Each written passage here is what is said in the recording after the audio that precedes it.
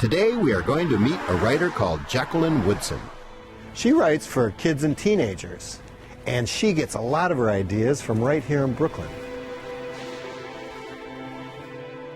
Jacqueline writes realistic fiction, tackling tough issues like race, poverty, death, and grief.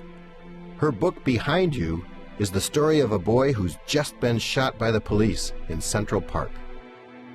You do not die.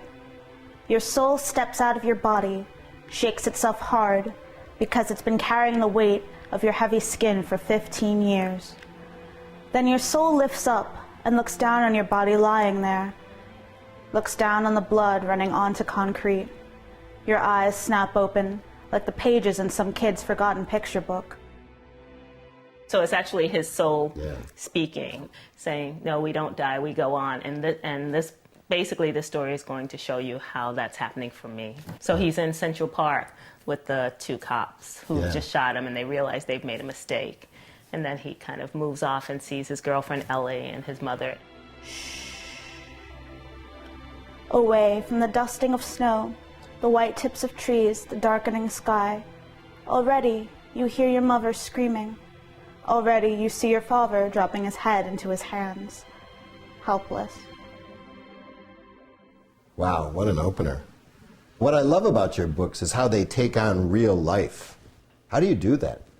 I think I start by never knowing where the beginning is and never knowing where the end is. I mean, I literally just sit down and start writing, and I have a character in my head, and I take it from there. And, you know, people constantly ask, well, what's the moral of that? Were you trying to teach kids? It's like, no, I was just trying to have an experience. It's like, once you put two people together, as you know, all of this stuff happens. And so I'm always so surprised when people are like, oh, their life is so sad, it's so hard. It's like, oh, really? I just thought they were living. So you're dealing with some deep themes and issues in here. I mean, you're talking about orphans, racial divides, class divides. I mean, what do you say to those people who say, like, isn't this too much for a 10-year-old?